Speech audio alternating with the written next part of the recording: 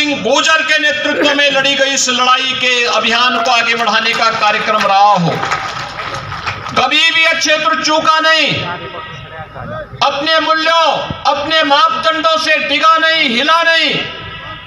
और आज भी यहाँ का अन्नदाता किसान अपनी मेहनत से, अपने पुरुषार्थ से गन्ने की मिठास को जन जन तक पहुंचाने का कार्य करता है। और यही तो कारण है कि एशिया की सबसे बड़ी चीनी मिल इसी खतौली विधानसभा क्षेत्र के माध्यम से दुनिया के अंदर मिठास फैलाती है। भाइयों बहनों, मैं तो आपसे एक बात कहने के लिए आया हूं।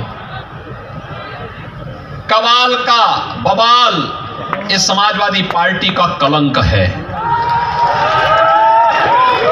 ये सपा और उस समय की लोकदल पार्टी के संयुक्त गठबंधन सरकार की देन थी, जो एक क्रूर अत्याचार हिंदू नौजवानों पर और यहां के नागरिकों पर करने की साजिश का हिस्सा था।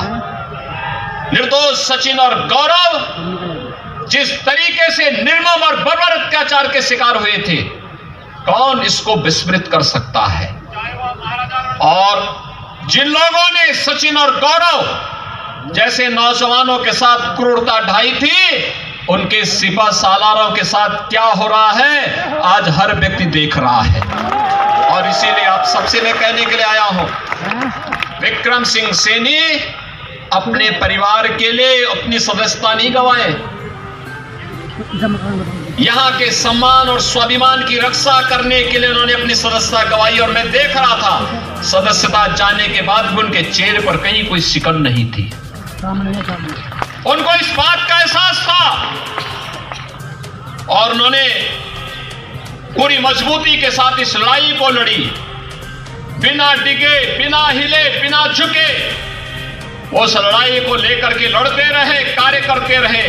और सदस्यता जाने के बाद भी कहीं पे कोई संकोच नहीं।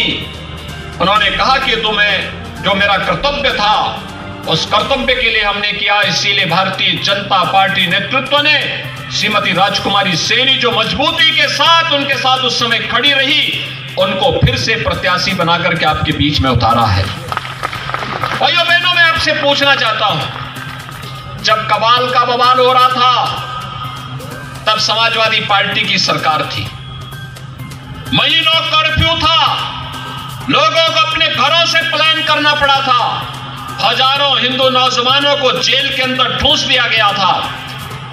तब सपा के नेता तो नहीं आ सकते थे, लेकिन लोकदल के नेता कहां थे? आज पूछा जाना चाहिए इन लोगों से, तब लोकदल कहां था? तब तो ये पूछने नहीं आए थे।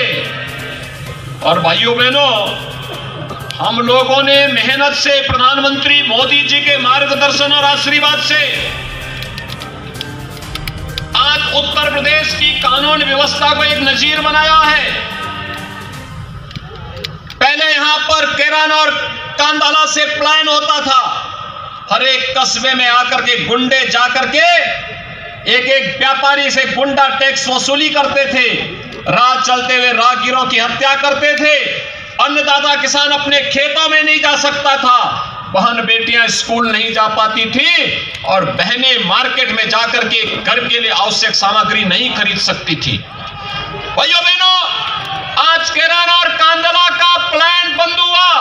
जो भागे हुए थे वे व्यापारी वापस आए हैं। आज फिर से केराना और कांदला में रौनक फिर से देखने को मिल रही है। बहन और बेटियां सुरक्षित हुई हैं, गुंडा टैक्स बंद हुआ है। और भाइयों बहनों, सपा लोकदल की जोड़ी फिर से गुंडा टैक्स दिलवाना, गुंडा टैक्स को प्रारंभ करने की साजिश का हिस्सा बना हुआ है। किराना और कांदला जैसे प्लान के लिए फिर से साजिशें रच रहे हैं। फिर से वह चाहते हैं कि बेटियां और बहनें फिर से सड़क पे ना आने पाए। तालिबान जैसा शासन चाहते हैं। लेकिन आपको मैं ये गारंटी देने के लिए आया हूं कि भारतीय जनता पार्टी की डबल इंजन की सरकार किसी भी प्रकार की अराजकता और गुंडागिर्दी को पनपने नहीं देगी। जो जिस भाषा में समझेगा उस भाषा में उसको समझाने का कार्य भी करेंगे। और इसीलिए आज फिर मैं आपके बीच आया हूं। हमने विकास में कोई भेदभाव नहीं किया भाइयों बहनों, कोई भेदभाव नहीं किया। प्रधानमंत्री किसान सम्मान निधि का लाभ हर किसान अन्नदाता किसान को दी जा रही है। हम सब जानते हैं प्रधानमंत्री आवास योजना और मुख्यमंत्री आवास योजना का लाभ हर गरीब को दी जा रही है। उसकी जाति, उसका मत, उसका मजहब, उसका क्षेत्र, उसका भाषा पूछ के नहीं, हर गरीब को दिया जा रहा है। हर कमजोर व्यक्ति के घर में शौचालय बनाया गया है। हर निराश्रित बुजुर्ग आदमी को वृद्धावस्था पेंशन का 12,000 रुपए सालाना की सुविधा दी जा रही है। हर निराश्रित महिला को भी 12,000 रुपए सालाना पेंशन की सुविधा का लाभ दिया जा रहा है। अब दिव्यांगजन को इस सुविधा का लाभ उपलब्ध कराया जा रहा है। विद्युत के कनेक्शन को सौभाग्य योजना के माध्यम से देने का कार्य हो या फिर उज्ज्वला योजना में रसोई गैस के सिलेंडर उपलब्ध करवाने का कार्य, ये सभी को उपलब्ध करवाया गया। सबका साथ और सबके विकास का एक नारा विकास की योजनाओं में भी सार्थक होता दिखाई देता है। लेकिन भाइयों बहनों, सुरक्षा के साथ कोई खिलवाड़ नहीं और आस्था के साथ भी किसी को खिलवाड़ करने की छूट नहीं। हर व्यक्ति जानता था समाजवादी पार्टी की सरकार अराजकता की सरकार थी, सत्ता प्रायोजित अपराध थे। कांवड़ यात्रा नहीं हो पाती थी। 2017 में मुख्यमंत्री बनने के बाद मेरे सामने ही प्रस्ताव आया था कि साहब ये बवाल क्यों हम पाल रहे हैं। मैंने कहा भी क्या तुम्हें कांवड़ यात्रा में ही बवाल दिखाई देता है क्या? कांवड़ यात्रा होगी, हर हाल में होगी, सुरक्षा की गारंटी सरकार देगी। और मैं इसके लिए आदेश दे रहा हूं भाइयों बहनों, न केवल कांवड़ यात्रा हम लोगों ने प्रारंभ कराई बल्कि गंगा नहर को भी हम लोगों ने कांवड़ रूट के रूप में आगे बढ़ाने की कार्रवाई को आगे बढ़ाया है। वन विभाग की कार्रवाई को पूरा करते ही गंगा नहर की दोनों पटरियों को आवागमन के लिए भी और किसी भी प्रकार के अन्य पर्व और त्योहारों के समय कांवड़ यात्रा के दौरान भी आने जाने के लिए निर्विघ्न यातायात हो सके, इस कार्यक्रम को आगे बढ़ाने की कार्रवाई को तेजी से हम आगे बढ़ा रहे हैं। भाइयों बहनों, आस्था का सम्मान भाजपा करती है और अब तो कोई संदेह ही नहीं होना चाहिए। जब से अयोध्या में भगवान राम के भव्य मंदिर के निर्माण का कार्य प्रारंभ हुआ है, अब भी कोई संदेह रह गया क्या? अब तो कोई संदेह नहीं होगा। भाइयों बहनों, कोई संदेह रहना भी नहीं चाहिए। काशी में काशी विश्वनाथ धाम बन करके तैयार हो चुका है। मथुरा वृंदावन सज संवर रहे हैं। सुख तीर्थ के पुनरुद्धार की कार्रवाई को आगे बढ़ाया जा रहा है। और भाइयों बहनों, आप सब जानते हैं महाराजा महेंद्र प्रताप सिंह के नाम पे अलीगढ़ में विश्वविद्यालय बनाने का काम भी डबल इंजन की सरकार कर रही है और मां शाकंभरी के नाम पर विश्वविद्यालय निर्माण का कार्य सहारनपुर में भी ये डबल इंजन की सरकार ही कर रही है। मेजर ध्यानचंद के नाम पे प्रदेश का पहला स्पोर्ट्स यूनिवर्सिटी इसी मुजफ्फरनगर मेरठ बॉर्डर पर ये डबल इंजन की सरकार बना रही है। भाइयों बहनों, विकास हो या सुरक्षा, सम्मान हो या स्वावलंबन के साथ आगे बढ़ने का कार्य जब ये डबल इंजन की सरकार कर रही है तो फिर इन पेशेवर माफिया और अपराधियों को अपने बीच में मत घुसने दीजिए। याद रखना, आपको कथा याद होगी, आपको एक कथा याद होगी कि एक बिच्छू पानी में बह रहा था। एक साधु उसको निकाल करके बाहर बचाने का प्रयास कर रहा था। जैसे अपने हाथ से उठाता वो बिच्छू काट लेता। तब तक एक राहगीर ने उससे पूछा, कहा कि ये सब क्या कर रहे हैं आप? उसने कहा मैं इसको बचाना चाहता हूं लेकिन ये अपनी प्रवृत्ति से बाज नहीं आ रहा है। भाइयों बहनों, आदत जल्दी छूटती नहीं है। आप याद करिए, अगर हम शक्ति नहीं करते क्या हम शांति बना पाते? सुरक्षा दे पाते, किसी प्रकार की यहां पर हर व्यक्ति के सामने इतना बेहतर माहौल दे पाते, अन्नदाता किसान अपने खेतों में नहीं जा पाता था, क्योंकि खेतों में जैसे वह जाता था तो भाइयों बहनों उससे पहले उसके खेत का सामान उठा लिया जाता था, कभी उसके ट्यूबवेल के कनेक्शन काट दिए जाते थे, कभी वहां मशीन चोरी कर ली जाती थी और कभी किसान की हत्या कर दी जाती थी। आज तो ऐसा नहीं है, आज तो सुरक्षा का एक बेहतर वातावरण है। और मैंने तो पहले कह रखा है, अपराधी जिस प्रकार की भाषा, माफिया जिस प्रकार की भाषा में समझेगा उस भाषा में उसको समझाने का कार्य करो, लेकिन आम जनता की सुरक्षा में सेंध लगाने की छूट किसी को मत दो।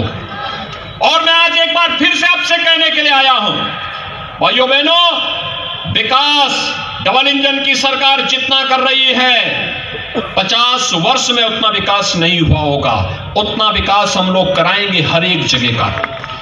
आजादी के बाद जितनी योजनाओं का लाभ नहीं मिल पाया होगा उतनी योजनाओं का लाभ बिना भेदभाव के, बिना चेहरे देखे हुए हर नागरिक को और हर परिवार को उपलब्ध करवाने का कार्य करेंगे। लेकिन भाइयों बहनों, हमारा संकल्प भी है कि सबका साथ और सबका विकास का है, विकास सबका, सुरक्षा सबको, लेकिन तुष्टीकरण किसी का नहीं।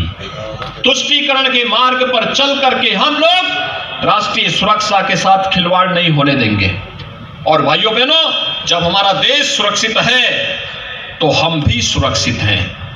मुजफ्फरनगर सुरक्षित है तो उत्तर प्रदेश सुरक्षित है। और भाइयों बहनों, उसी संकल्प के साथ हम लोग आज कार्य करने के लिए आपके बीच आए हैं। विक्रम सैनी ने अपनी सदस्यता यहां के स्वाभिमान और सम्मान की रक्षा करने के लिए खोई। राजनीतिक मुकदमा था, उस राजनीतिक मुकदमे में उनको अनावश्यक रूप से तत्कालीन समाजवादी पार्टी की सरकार ने मोहरा बना करके, टारगेट करके उनके ऊपर झूठे मुकदमे दर्ज किए थे। समाजवादी पार्टी का ये दोहरा चरित्र आपके सामने है।